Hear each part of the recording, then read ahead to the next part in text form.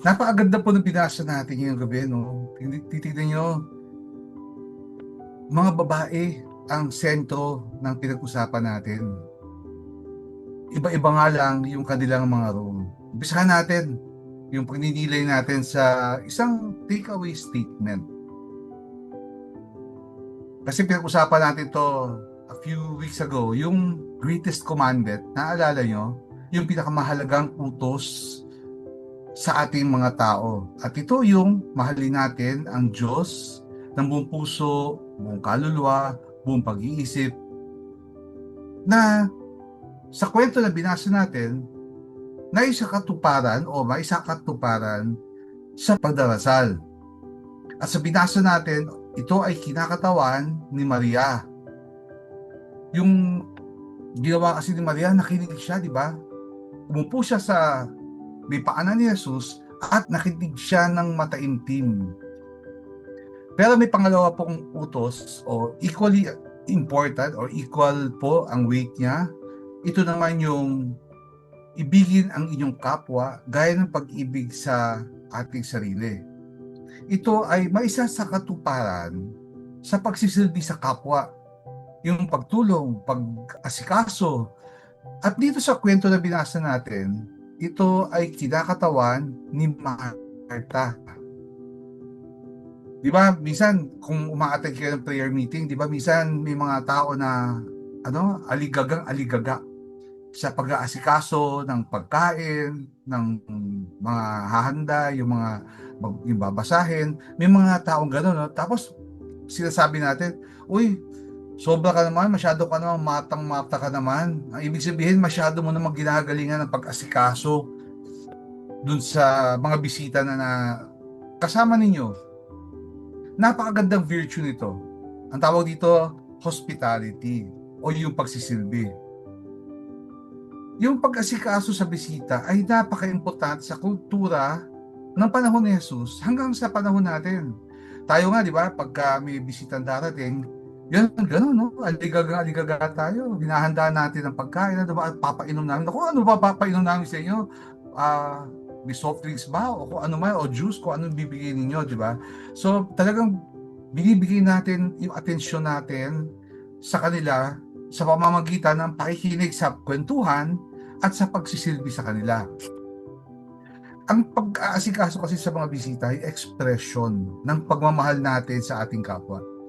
At dito sa binasa natin, pinapakita na importante sa mga Hudyo ang pag-asikaso sa mga bisita.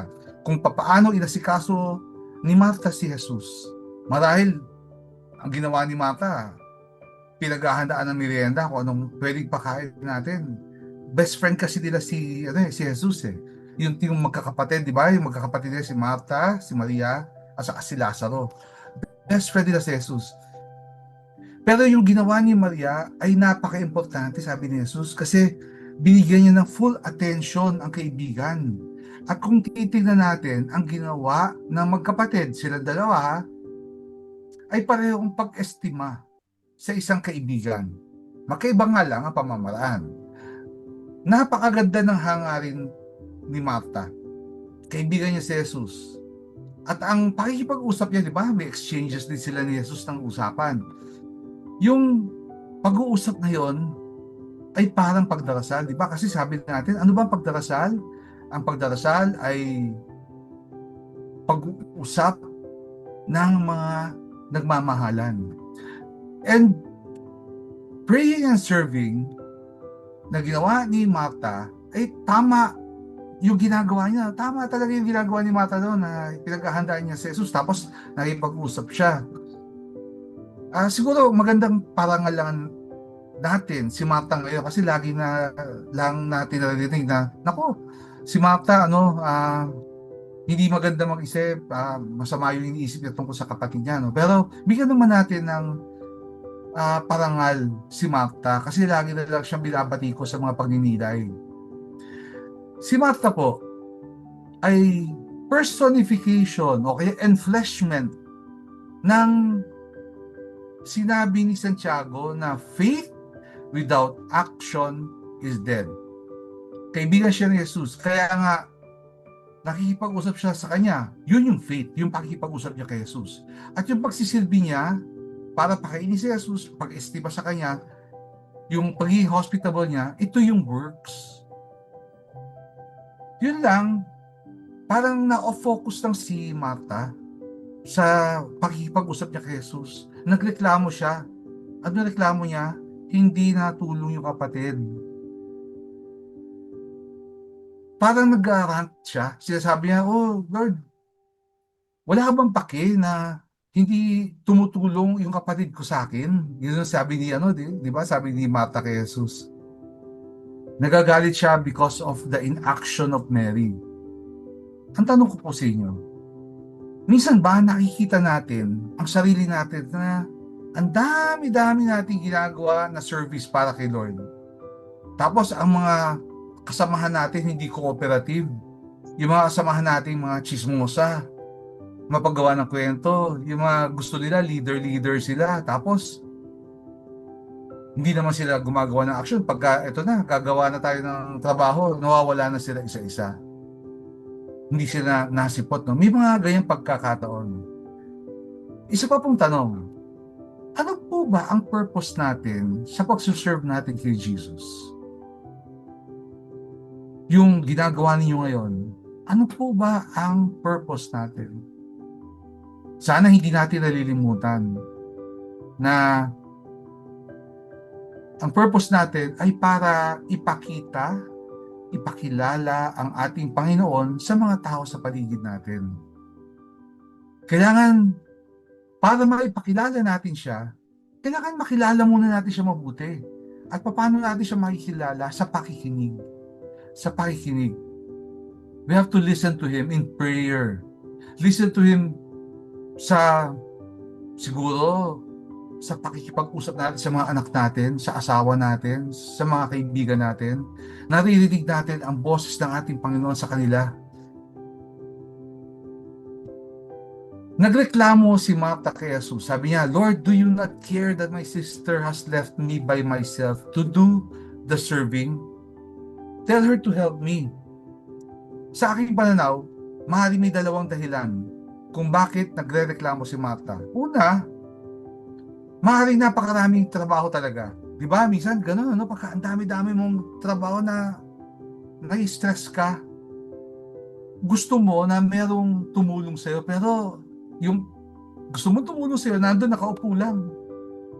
Minsan naman, kaya nagre-reklamo tayo kasi gusto natin pakita na, uy, tamo ha, busy-busy ako ha, pinagsisilbihan kita ha. Gusto mo ng affirmation. Hindi ba minsan gusto natin yun yung mapansin tayo o masabihan na, uy, yung sipag-sipag mo naman. Kaya kilos tayo ng kilos, lalo natin ginagalingan pagka nakakarinig tayo ng gano'n, di ba? Kasi may audience na nakakakita. Yung sinabi ni Martha na, tell my sister to help me. Tingnan nyo yun, dinitikta pa kay Jesus kung ano yung dapat niyang gawin. Wala namang sinabi si Jesus na mali ang ginawa ni Martha. Kasi nga expected sa mga babae na katulad ninyo ang maging maasikaso at makinig, makipagkwentuhan, girls talk, di ba? Inaasahan sa mga babae yung ganyan Minsan niya yung pagsisilbi natin, yung pagsisilbi, ewan ko kung ako lang to, ewan ko, bigyan niyo ako ng thumbs up kung totoo to. Minsan pag may bisita kayo, minsan kahit kwarto nyo na bibigay nyo pa, doon nyo patutulugin ng bisita at kayo matutulog kayo sa sala. Tama, mali? Nangyayari ba yan? Pag may bisita kayo, bibigay nyo yung best para sa kanila at our own expense, di ba? Ganun yata talaga kayo mga babae. Ganun kayo maasikaso, ganun kayo pagmahal, Kaya nung tinanong si Jesus ni Martha, ang sagot ni Jesus, Martha, Martha, you are worried and distracted by many things. Ang problema ay worried siya, distracted siya. Bakit? Kasi yun nga, hindi siya tinutulungan. At dahil sa sitwasyon na to na nagpapagod siya, feeling niya walang pake. Yung indifference ba, yung nararamdaman niya kay Maria. Napapansin niyo rin ba yun na minsan tayo, no, pagkagawa tayo ng gawa, anxious and distracted din tayo. Ang service natin, tandaan po natin ha, tayo mga kababaihan, ang service po natin ay para sa kaharian. Minsan ay etong service na to, hinihila tayo papalayo sa Diyos kung nawawala tayo sa focus natin. Nawawalan tayo ng oras, minsan, magdasal. Kasi nga nagiging busy tayo. Nagiging busy tayo na nalilimutan na natin na dapat meron tayong sinusunod, meron tayong pinakikinggan at yan ang ating Panginoong Yesus, no? Minsan, hindi na tayo nakakapagdasal dahil sa pagod. Dahil nawawala na yung reason for ministry. Ang sabi ni Jesus, there is a need only of one thing, sabi niya. Mary has chosen the better part. Ano ibig sabihin nito? Si Maria nakinig kay Jesus sa paanan niya. Yun ang importante. Parang tayo, di ba?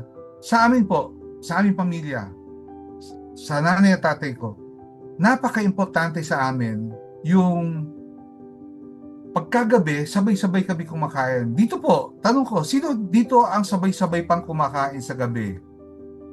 Sa inyo. Mag-thumbs up nga kayo. Gusto ko lang makita. Kasabay niyo po ba kumain ng asawa ninyo, ang mga anak niyo, kasama niyo magulang niyo sa bahay niyo? Alam niyo, kaya ako sinabi to kasi ito yung pagkakataon para pakinggan kayo ng mga anak niyo. Para masabi niyo kung ano ang gusto ninyo na gawin nila. Huwag matutulog na madaling araw kasi may klase ka bukas. Huwag mag-cellphone habang nag-aaral. Yun po, kaya ko sinabi yun kasi ito yung parang sa sitwasyon ni Maria sa ni Marta. Pagka tayo po kasama natin ang pamilya natin, sana po nakikinig sila sa atin. Kasi yun po yung meaning ng prayer. Ang meaning po ng prayer, yung pakikipag-usap sa ating minamahal, no? It is a conversation between two friends, relationship building. Di ba pagka nag-uusap tayo kasama pamilya natin habang tayo ay nasa hapagkainan, ito ay relationship building. Nakaupo lang ba si Marta? Wala bang ginagawa? Ang pakikinig po ay hindi lang sinasabi, kundi ginagawa ni Jesus sa pakikipag-usap niya sa kanyang ama. Tingnan niyo po, no? Si Jesus po, bago tinawag ang 12 na kanyang mga disipulo, nagdasal muna siya ng magdamag. Bago niya pinakain yung 5,000 tao, nagdasal muna siya. Bago niya binuhay muli si Lazaro, nagdasal muna siya. Bago siya naglakad sa tubig, galing siya sa pampang at galing siya sa dasal. Ano po ibig sabihin nito? Nakikipag-usap muna siya, inaalam niya kung ano ang gusto ng tatay para sa kanyang magiging desisyon. Kung hindi tayo magdadasal, paano natin malalaman kung ano ang tama, kung ano ang gusto ng Diyos para sa atin? So, kailangan nating maintindihan sa pagdarasal kung ano yung fundamental vocation natin. Ano ba ang fundamental vocation natin bilang mga babae, tayo mga Kristiyano? Ano ba ang pinaka-importanting bokasyon natin mga tao? Di ba mahalin natin ang Diyos ng buong puso, buong kaluluwa, buong pag-iisip, kung saan nakaugat ang pagmamahal sa kapwa. Kinakatawan ni Marta ang active life. At lahat tayong Kristiyano ay tinatawag na gumawa ng kabutihan, yung active life na to, para maisakatuparan ang love for neighbor. Yan si Marta. Si Marta ay may gift of service. Parang kayo mga kababaihan. Marunong maghanda ng pagkain, marunong magluto, kagaya ng asawa ko, marunong mag-estima ng mga bisita. Very hospitable. Si Maria naman ay kumakatawan ng pagdarasal. Nakafocus siya kay Jesus. Nagmumuni-muni siya kung ano ang mga misteryo ng mga katotohanan ukol sa Diyos sa pagsasabuhay ng love for God. Marunong siya makinig at bigay ang kanyang buong atensyon. Okay, so yun po yung pagkakaiba, no? Hindi po masama yung ginawa ni Martha, pero yun nga lang na distract lang siya ng konti. Pero yun po ay parang binibigyan natin ng laman yung pinaka-importanting commandment ng Panginoon. Si Maria, yung love for God. Si Martha, love for neighbor. Okay? So, sa pagsasarado, ang masasabi ko lang po, lahat tayo, lalo na kayong mga kababaihan, lalo na kayo, meron kayong Maria sa inyo. Meron kayong Maria at meron din kayong Martha. Kayo po mga babae, napansin ko lang po, mas madasalin kayo kesa sa aming mga lalaki, no? Tama po ba yon? Naniniwala po ba kayo doon? Mas meron kayong intuition. Ramdam nyo yung presensya ng Panginoon na nandiyan sa tabi nyo, kaya kayo nagdadasal. At kayo din naman, meron din kayong Martha sa pagkatao ninyo kasi kayo ay maasikaso. Kita nyo kung paano nyo asikasuhin ang mga anak nyo, paano nyo asikasuhin yung mga asawa ninyo. So, ganun po, no? Meron tayong Maria at Martha sa bawat isa sa atin. Present silang dalawa sa buhay ninyo, sa buhay natin.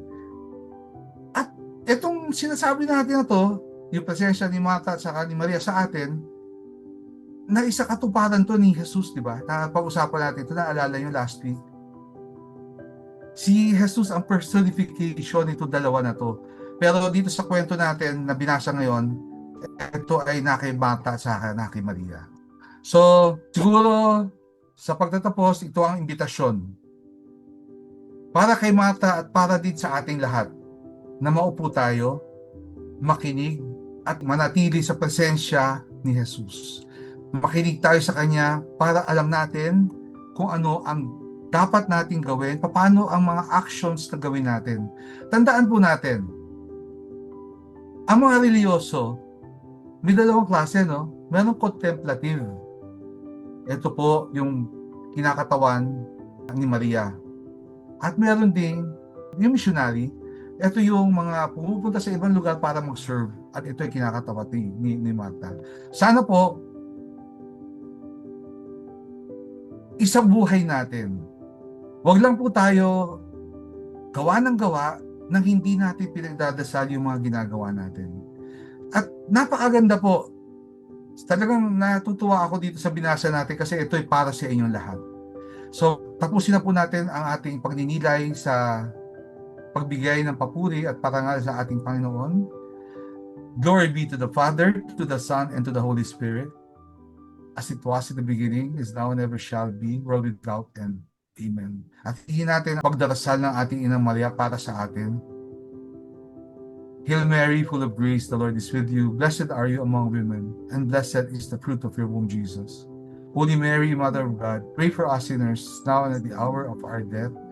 Amen. Sa ngalan ng Ama, ng Anak, ng Espiritu Santo. Amen. Maraming salamat po mga Martha, mga Maria. God bless you all. Thank you po.